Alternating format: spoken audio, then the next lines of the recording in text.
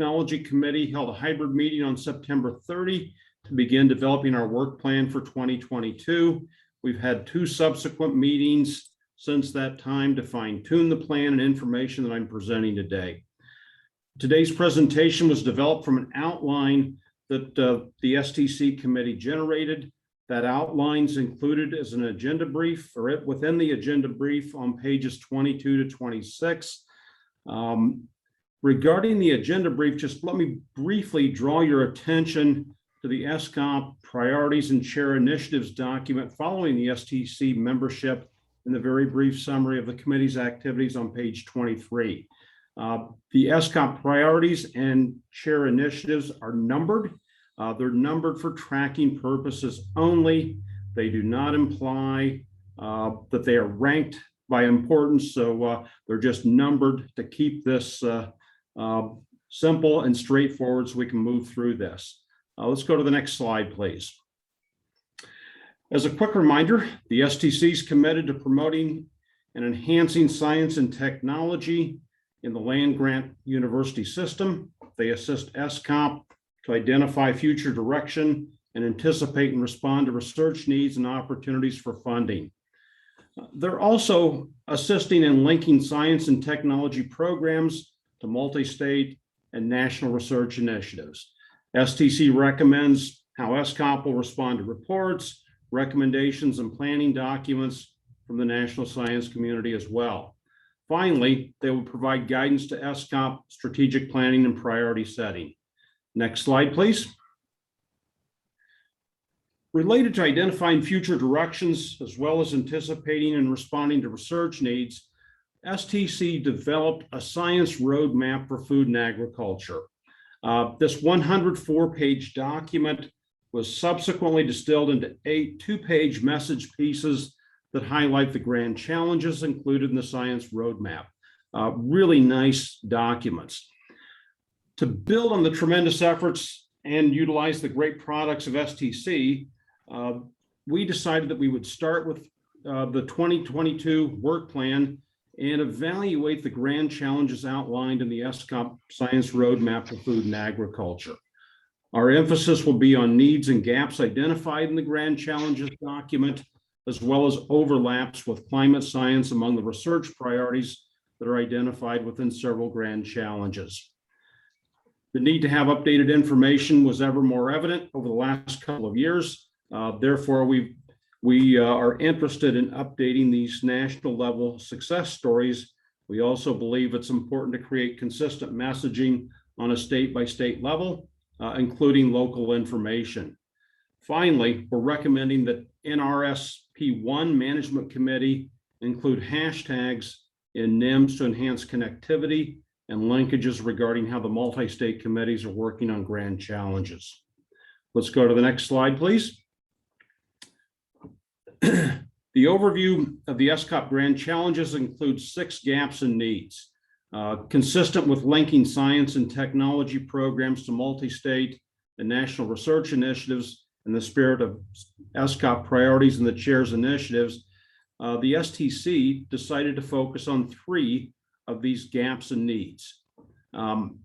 So following and using the order in which they were listed in the grand challenges documents, the 3 gaps and needs include interdisciplinary systems level research. Secondly, evidence-based guidance for policy and regulation. And third, strategies for communicating information and sharing technology. Let's go to the next slide. We would like to enhance collaboration among multi-state committees to more effectively address the SCOP grand challenges. This might be achieved by incentivizing financial support so that the support would be potentially provided through regional off-the-top funding, ESS investment funds, regional carryover funds, regional or national assessments, competitive conference grants, or creation of emerging innovation NRSPs. Given its importance and the recent emphasis by the administration, climate science is being suggested as the top priority. Additional details are going to be highlighted regarding that in the subsequent slide. Let's go to that next slide. So this slide emphasizes the overlap in the climate-related research priorities among the grand challenges. The SCOP STC website labels the 7 grand challenges GC 1 through 7, which is how they're listed in the slide that we're seeing here. The 3 grand challenges with significant overlap in climate-related research priorities are the following: GC1, sustainability, competitiveness, and profitability of food and agriculture. GC2 is adapting to mitigating the impact of climate change. And GC6, the third of these, is environmental stewardship and sustainable practices. The grand challenge numbers have been included again in parentheses after the research priorities with overlap. Grand challenge 1, sustainability, competitiveness, and profitability of food and ag, overlaps with grand challenges 2 and 6. In this case, grand challenge 6 includes a research priority on reduction of carbon footprint, which is consistent with grand challenge 6, adapting to and mitigating the impact of climate change research to reduce greenhouse emissions and improve carbon sequestration. So this interlinkage is important here to help us unravel and help us work through this. Likewise, all 3 of the grand challenges mention water and water conservation, whether it's in breeding to improve water stress tolerance or managing runoff. Water is going to be important as well. Carbon footprint and water conservation are 2 research priorities that overlap across these grand challenges that we've just talked through a bit. Additional overlap exists in research priorities among grand challenges 2 and 6 in the areas of climate modeling and predictions and decision-making tools. Finally, as we've heard from NIFA during the BAA general meeting earlier in the week, department has been challenged by the secretary to make better connections with producers, and producers are interested in the value proposition.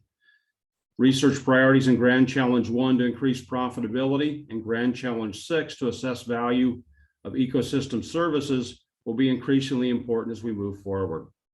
Let's move to the next slide, please.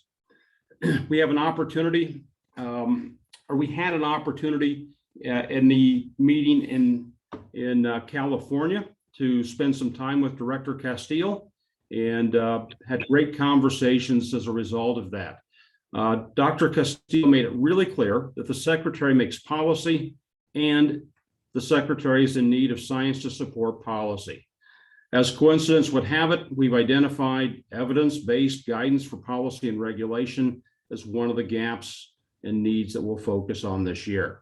While we've emphasized climate, potentially additional areas in which the multi-state communities may be convened to help inform policy to support administrative possibilities include areas such as bioproduct for energy and aviation, or bioproducts for energy and aviation, food supply chain, food security and food safety, and data and technology.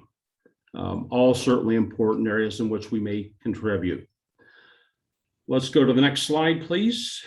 The last gap and need from the Grand Challenge overview STC elected to work on is regarding strategies for communicating information and sharing technology. This gap and need was prioritized to help with the last initiative on the chair's initiatives list. Per the STC charge, our plan is to provide content for SCOP Advocacy Toolkit. As a continuation of last year's work, we would like to create an infographic and map of the systems branch locations. A map like this would illustrate the broad reach that our network has beyond our research offices at main campuses. Eventually, it would be a great idea to link the map of our branch station locations to NIMS to illustrate where our multi-state committee participants are really performing this great work that they do. Additional ideas to support the development of the advocacy toolkit are also included on the slide. Updating the Grand Challenge success stories mentioned earlier would be included as part of that. We learned from Director Castile that NIF is seeking information to support and advocate for experiment stations.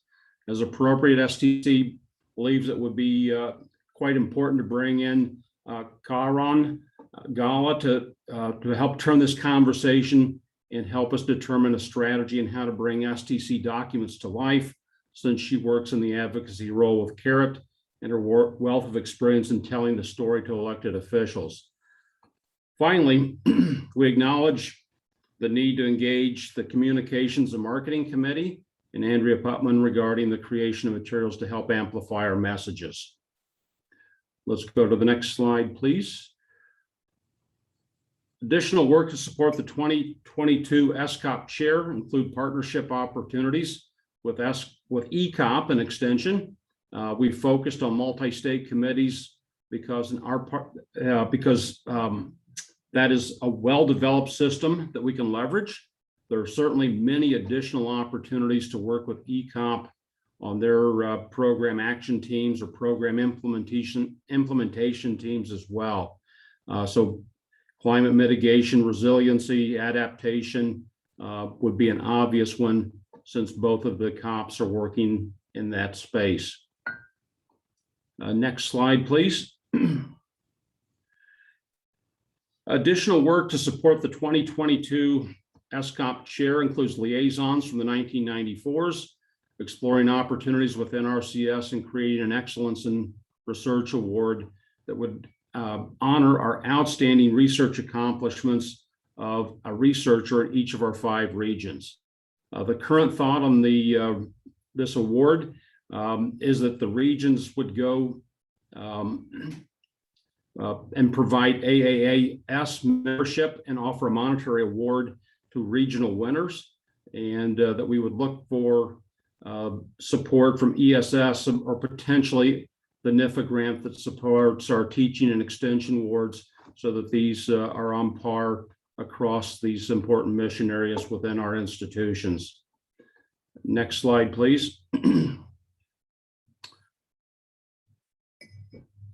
NIFA was directed by Congress to establish a blue ribbon panel that we touched on earlier in the meeting.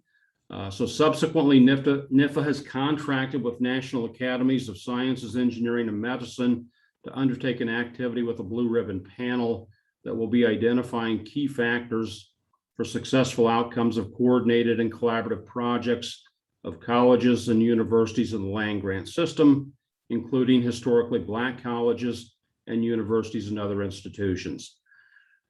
Blue ribbon panel's secondary purpose is recommending processes that land grant schools can use to capture and share successes, outcomes, impacts of joint projects. STC also had the privilege of having Parag Chitnis at our meeting in September. And again, thanks Parag for joining us today. So he advised us that the blue ribbon panel is hopefully going to be holding listening sessions in the not too distant future, and that we should certainly consider joining and providing input within those. STC is also planning to identify opportunities and respond to the written report that ultimately comes from that effort. And the next slide, please.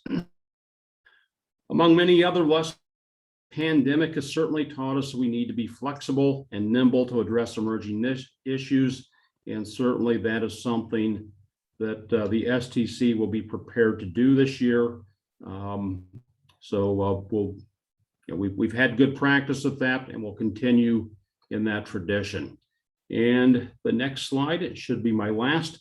So thank you for listening, and appreciate the opportunity to talk about plans the STC has for this coming year.